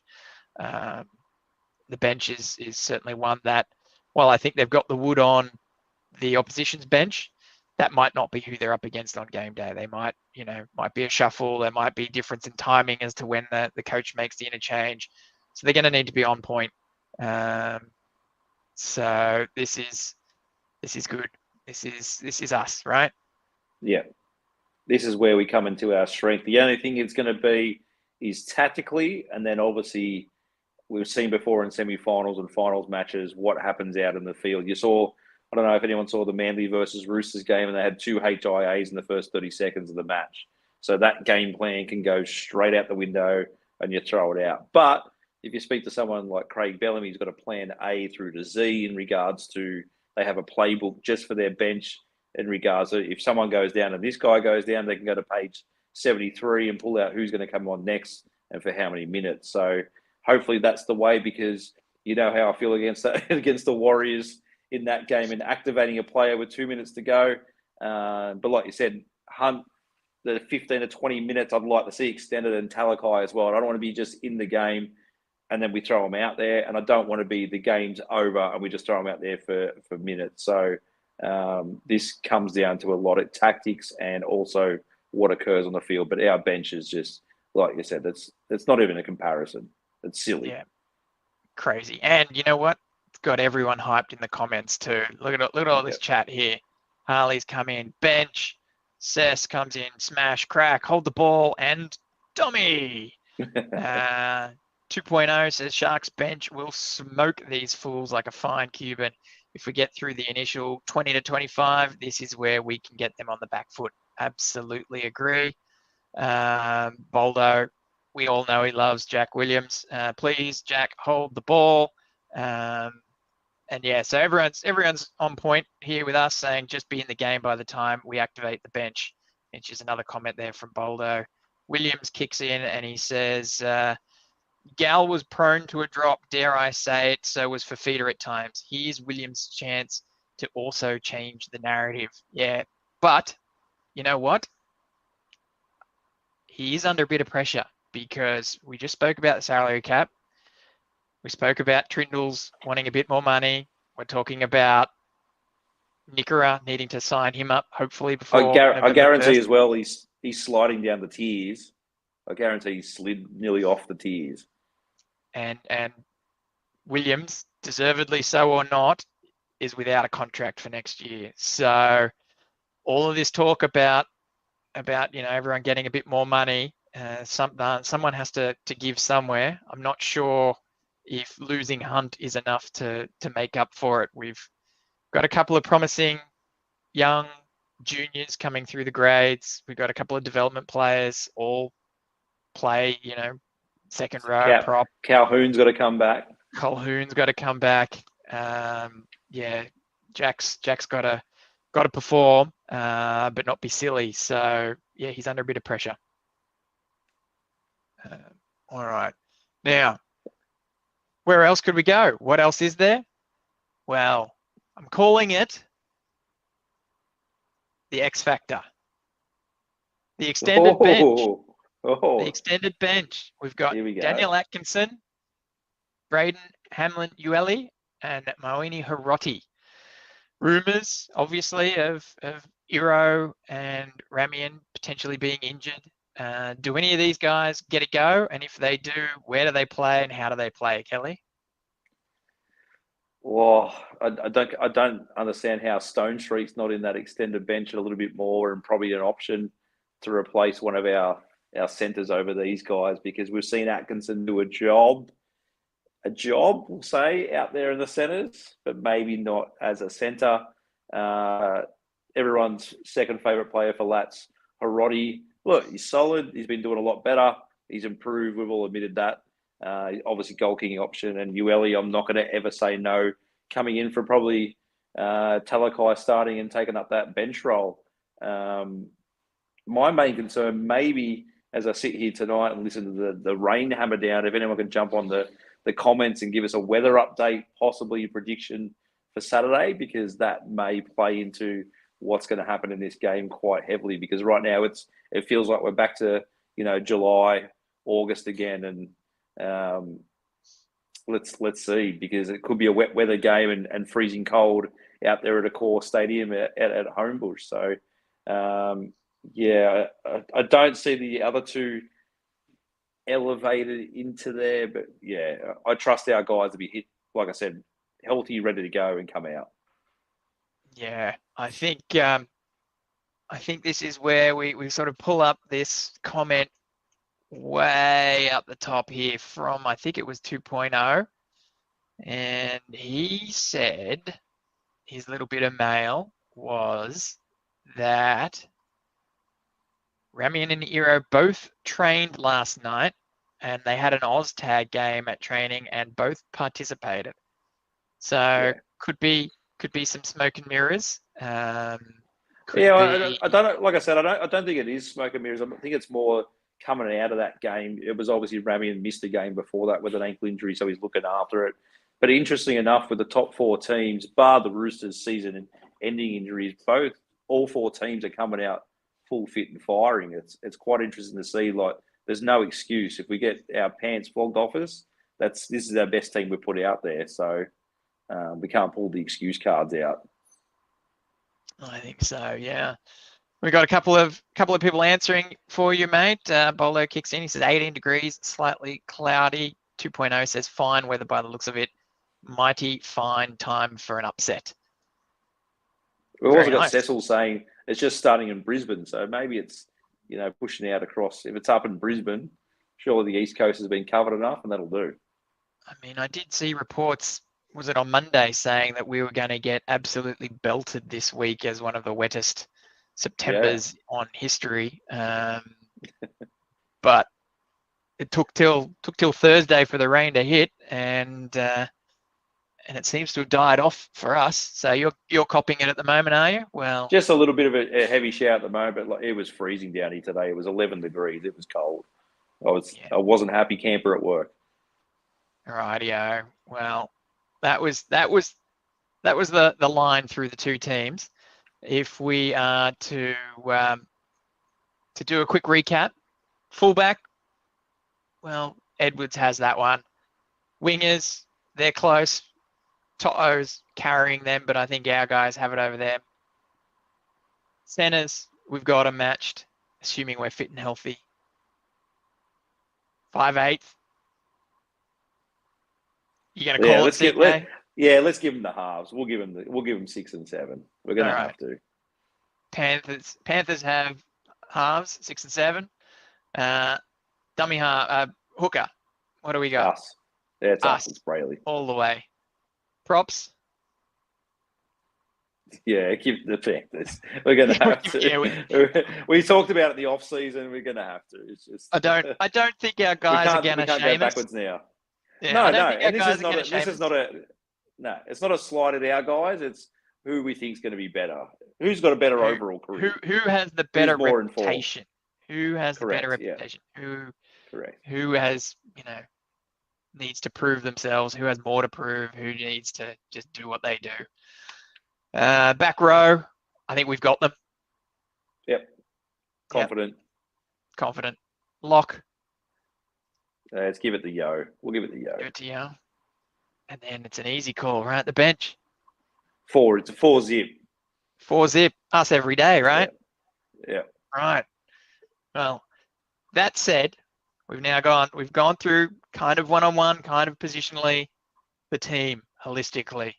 That's probably where the Panthers shine, right? They move as one, they defend as one. They all know where the ball's going, when it's going. How do you feel they will try and attack us? How do you think they're going to get over the top of us? What's in their game plan, in their repertoire? It's probably, and it's going to be scary if they do hit those gears, but it's probably going to be what Melbourne probably did to us, what they did to the Roosters, and probably what they've been doing for the last 4 seasons is just play that Panther ball where they just come out and just nullify us in every aspect. There is where we just hammer us. They're not really a team that make massive mistakes in their own end. They more capitalise on our mistakes. So if we make those errors coming out of our own end, look, there was times where I thought the Cowboys were quite disjointed in their back line. They could have made us real punished in a few of our mistakes. If Drinkwater doesn't throw a quarterback style throw pass, they beat us out there. If they don't lose Kyle Felt to a calf, if Kennedy doesn't ankle tap Drinkwater, But then again, if Ruben Cotter gets sin bin, we could have run away 18-0, so which we ran away 24-0. So we did the same to the Cowboys what the Panthers did to the Roosters. So we had a great first half. But in saying that, I thought our scramble defence was quite well, but I had one eye on the next week at one stage going, there's times in this game where those other 3 teams would really punish us. So we can move away from that, especially only scoring 2 points in a whole half of football. Although we had the scoreboard under control, we need to be right in the depth of our game because, like I said, we've had a terrible record. We're very much like the other game that's going on down in Melbourne where the Roosters have only beat the Storm 1 in the last 11, and we're kind of the same in the last, 8 matchups against Panthers. So I don't think we've scored a point, maybe, I think William said, in the last 3 or 4 games that we've played them. We just got to go out and make sure, like you said, we're on our A game. It's got to be our A game, is all it's got to be. Be in that contest and see what unfolds. They might have a couple of players go down injury. They might get a HIA. They might have a silly sin bin. Edwards' knee might go out. We've seen in these semi-finals things change quite dramatically. I thought the Dogs were winning that game against Manly, and Manly went, in the last 8 minutes, we're going to pull the rabbit out and run a 60-metre last tackle try. So we'll just watch this space, and finals are funny games. We've got to limit their opportunities. Obviously, limit their opportunities, and be in it with a chance to the 80th minute. So maybe a redemption Nico field goal. Let's go with that. Yeah. I still want if to we're see. close, I still need a redemption field goal. I need a redemption one.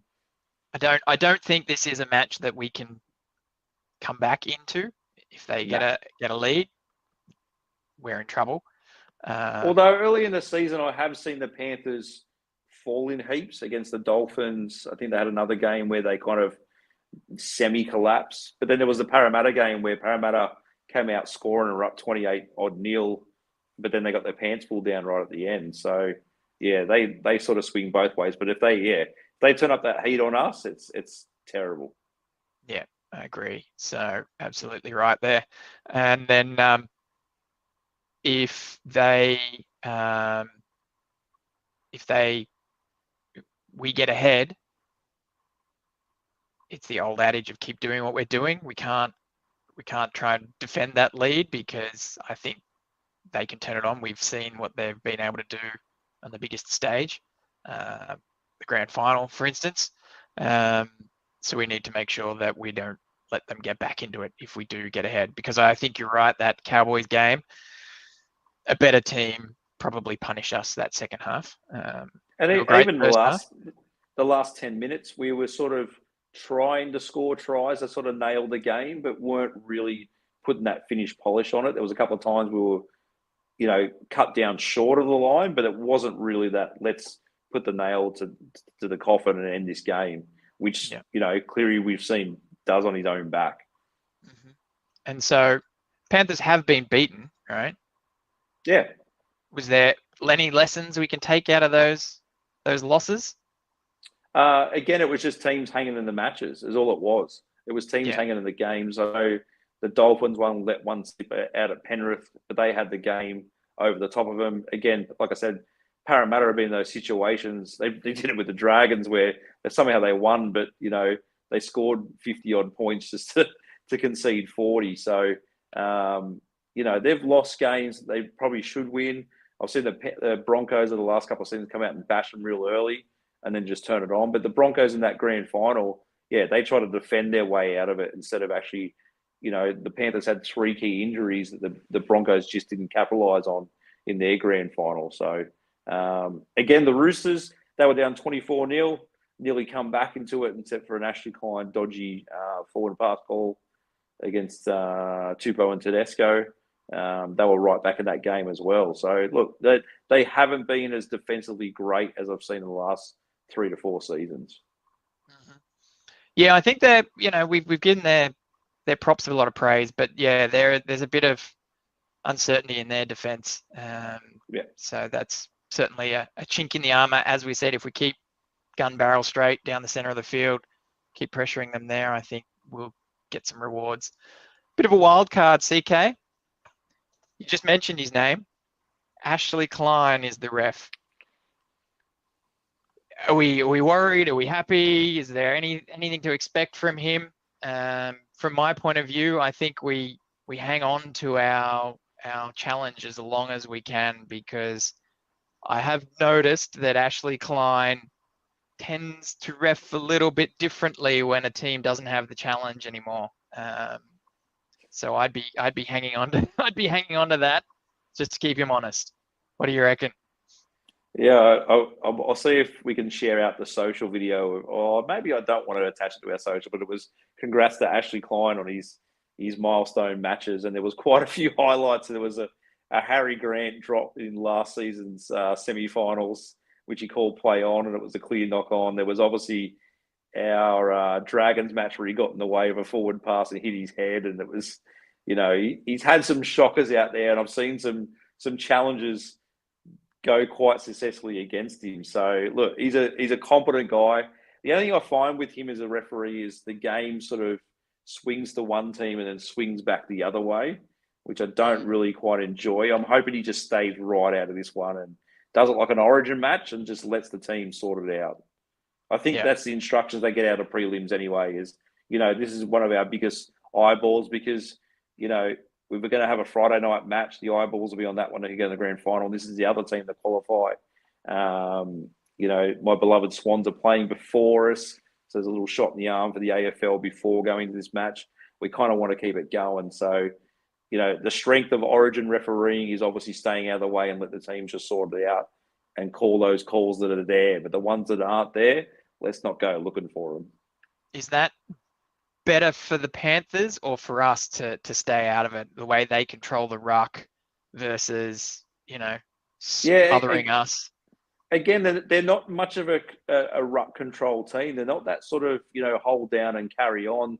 They're not a Melbourne Storm where they're pushing the envelope and half a step off the line. Again, like I said, defensively, I think they've been off this season. So, it's going to come down to more mistakes weird disruptor calls and obstructions, which I'll send upstairs. But yeah, with those ones where, you know, you can sort of let it go a little bit instead of calling 3-6 agains on someone's line, because you know what's going to happen.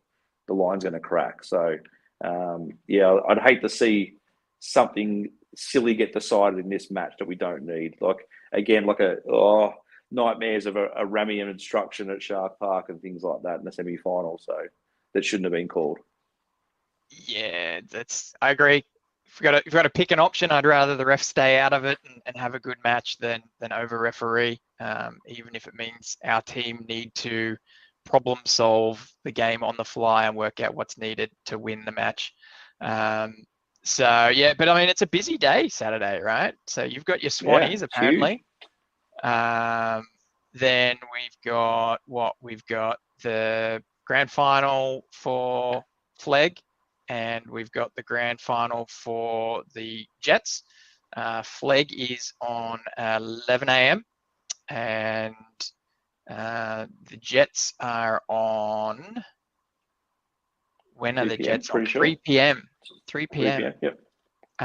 Both are at. Where are they? Do you know where they are? I don't know where they are, but it is televised on 9 Now. So if you've got 9 Now, you can watch those games. The Harvey Norman New South Wales Premiership for the women's is on as well at 1 p.m. We are not in that one, but that is on. And then your Swans, I guess. So big day. Shut the doors, lock the doors, send the kids to their friend's house, give the dog some extra food or something so he has a big kip, and settle down in front of the TV. Maybe I got to pray to the gods that the public are a bit quiet and I can sort of sit down and enjoy some quality TV time. Yep, for sure. I would say that maybe have a barbie, maybe invite everyone over so that keeps all the neighbours quiet because they're all at your house. Depends on the location where you are and how it works, but that could also work. Brilliant. All right. Now here we are, buddy. The crux of it. Who's going to win? Why are they going to win? And do you want to do a sneaky man of the match?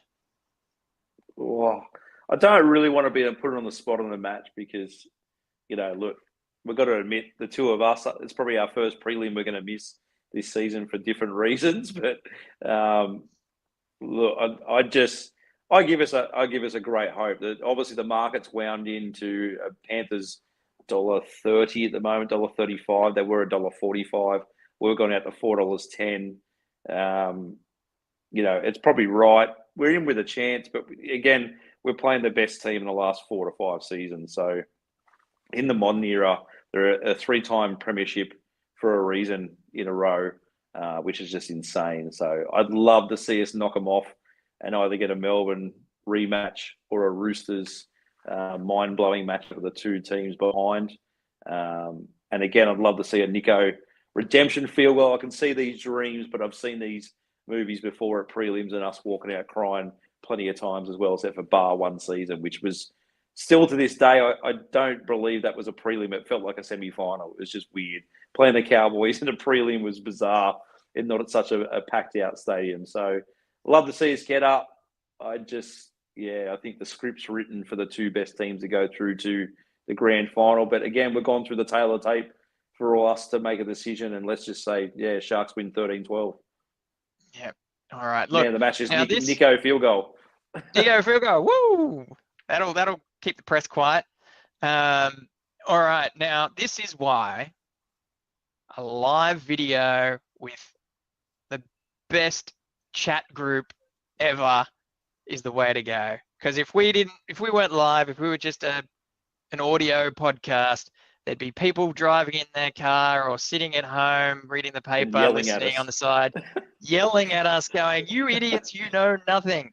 Well, you know what? We've got people yelling at us saying we know nothing live. So we've been told that the grand finals for New South Wales are at CommBank Thanks very much, Benjamin Turner. And that they are on Sunday. Thank you very much, Williams 2.0. So, well, you don't want to go head to head against. No, you don't want to go head to head against the AFL. Swanies? Like, you know, they got Katy Perry. They got a state of origin style at Swans versus Brisbane Lions. You know, the Might of Sydney Swans. They are the favourites, minor premiers. So I hope it starts my Saturday off really well with a premiership victory into a Sharks victory into a double victory or triple victory on the Sunday. So it could be a great weekend, or it could be an absolute heartbreaker. Just think of that hangover while you're watching on Sunday, huh? That's going to be huge. Well, correct. Thank you very much, chat, for helping us out there and correcting our faux pas. 2.0 kicks in and says, Klein reffed us last week, did reasonably well apart from the forward pass and the blatant knock on. So, yeah, true. I did hold my breath when Drinkwater threw that 15-metre forward pass and there was no whistle coming straight away. And he kind of looked at the sideline touch judge and I was like, oh, just blow the whistle, mate. Like, let's not have to be gas. I'm like, don't let him come back on a pass like that. Absolutely. And then 2.0 has come in with his score line prediction. Sharkies 21-20 with the bench bringing us into it, and Nico also kicking the field goal. So he agrees. So yeah, I think it's funny. Last week with the build up to Sharks versus the Cowboys, sitting there watching the pre-match coverage and the camera in the sheds and the guys warming up, and it didn't feel like semi-final football to me. It didn't feel like it was one of the big teams. It just sort of felt like we were maybe making up the numbers a little bit compared to the week before when we were against Melbourne, and it was like, whoa, this is a game. This is what it's all about. So this week, you know, we've got one of, as you said, the two best teams in the league. This is going to be hot to trot. There is going to be just press going nuts, fans going nuts, players, bit of a lump in their throat, maybe a little bit nervous. You're going to feel this game. This game is going to have all bells and whistles, everything going on. I'm nervous. I won't lie. I'm nervous. I think that we are pushing uphill. As you said, we're at the bottom of the hill, pushing up the hill. But stranger things have happened. You know, we've let them win enough. We've let them win not just tournaments, not just championships, not just grand finals, but we've let them beat us enough. I think now is the time. Fire up, lads. Let's get this done. Probably only by a whisker, but let's get it done. I think we are going to get over them. I think we're going to win by heart palpitation 2 points. And I think we're going to have an outstanding performance from Nickera. I think he's just going to carve up that edge, and he's going to have them looking left and right at the man outside them and inside them. They're going to be worried, and that's going to give our guys options, and we're going to do something we've never seen before. It's going to be wonderful. It's going to be glorious. And maybe I wake up after that and that's not what happened at all. But that's what I'm going for. I'm drinking the Kool-Aid. We've gone through the teams. We've gone through the stats. We've gone through the sniff test. And I've got my goggles on. They're tinted black, white, and blue. And we're going to do this. We're going to do this. Nice. All right. CK, we've had about 1 million comments through here. I apologize to everyone. I don't know. I apologize to everyone that I didn't read out a comment. There were too many. They were flying thick and fast. I think I've picked out. And just know, guys, we've read them all. Like, it's not like just because we're not put on the screen, we can see them and we've read them all. So it's great to see. We love it. We do love it. Do love chat banter amongst viewers. So that is good, guys. Killing it. Sess kicks in and he says 32-24 in favour of the Sharks. Ooh, Sess, I would love to see that. That is excellent. Let's do that. You do still have to try and pick a comment of the week, CK. Wow. While he's looking, guys, don't forget to like and subscribe. I'll also remind you all that we do have a Discord link coming up for a friend of ours, Sharky's Discord. We're all on there. There's plenty of chat that goes on through the week there. It's fun. It's got a Shark bot that's been programmed up that gives you your stats, next rounds, everything like that. It's pretty handy to have at the tip of your fingers. So I recommend jumping on there and having a poke. It's really good. And CK, how are you going, my friend? I still think, look, people might think it's a little bit biased into it. I obviously can't throw Boldo and Lats in there, but I still like Williams 2.0, 13 versus 13, Mordor versus Gondor. I think that's the perfect analogy of this match. Like you said, we're in with a fight. We're in this top four for a reason. We were either going to face one of these teams. It was either going to be Melbourne or Penrith in a prelim or a grand final. It was going to happen. That's just how it was always going to work out. I take the positive that we're staying in Sydney. We're not playing Melbourne down in Melbourne with sellout crowd on a Friday night and battling. God, I couldn't imagine what the NRL or the Sharks would have to pay in regards to flights and accommodation for AFL Grand Final weekend, because I've seen Qantas flights from Brisbane to Melbourne for the weekend were about $1,400 return, because they just like to jump on and obviously put their prices up. So let's just take the positives that we've got, a fully fit whole team that we want to play with, and we're playing the best team that has been in the last 4 years. If we knock these guys off, we're going to be lauded as one of the best. So let's go. I love it. Love the positivity. Hopefully, Williams 2.0 is a regular commenter. Hopefully, no one's picked him for comment of the week or comment of the episode previously, because I don't think we'll allow two. I don't know. Boldo can work it out. It's going in a draw. It's going in a draw anyway. It's going in a draw. More draws in the hat is what you reckon. That's it. Okay. I'm okay with that then. That's fine. No problems. I just popped the Discord link in the chat. We'll get someone to pop it below this video as well for those that aren't watching live, so you can click it through there. Hopefully, if whoever has the YouTube credentials handy will be able to kick in some chapters for us for each of those positions. That would be handy for some people who want to come back. Bit of homework. Yeah, bit of homework, get it done.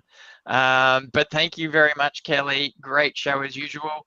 That comment, the best comment was for displayware. The wall busts for hanging your jerseys to make them look good. Certainly really good bit of gear. I've seen them on display. They look great. They certainly look better than hanging them on a coat hanger. But certainly look better than that. But you know what? You can hang your 2024 Premier's jersey on it, so it'll look even better. Yeah, it'll look fantastic. I agree. And the benefit over using that over framing it means you can still wear it when you go down to the games. So all good. We'll have our regular debrief show sometime after Saturday's match, where we could be full of joy or misery. I'm hoping it's the former. I guess, I don't know what time it is. We've tried to sort of try and keep it close to the match finishing, so maybe half an hour after end of play, maybe an hour. It'll depend on how many of us are at the game and travel times to get back to where we can to get live for you guys. But don't worry, we will put up a link on YouTube, which will let you know when it is ahead of time. So just make sure you hit that like and subscribe button so you get notified about that when the link does go up. I don't think we've got a classic match this week. I know Williams did a bit of a preview and a bit of a history lesson in Tuesday night's show.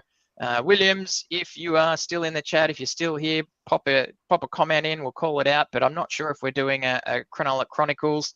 But again, if we do and you're subscribed, you'll be notified. So it's not just for fun and games. It is actually serve a purpose. But thank you very much, everyone, for hanging with us. Don't forget to get your Sharks merch. Tell your friends. Get on. You know, if you're not on this bandwagon now, you can't jump on the bandwagon for the grand final, surely. Yes, you can. You can. Yeah, we'll take anyone. All right. Fair enough. All good. I think this has been a banger of an episode, CK. Thank you very much for hanging with me. Thanks very much for everyone in the chat. Let's do it, boys. We got to go one ball and then the big dance. Let's do it. Game on. Up, Cronulla. Up. For over 50 years, people have come to see the Sharks play. Talent, skill, speed, intelligence, elite-level athleticism. That's not these guys. Biased, one-eyed, opinionated. More often wrong than right. They make up for their complete lack of talent with pure dribble, gibberish, and enthusiasm. This is the ET Stand Podcast.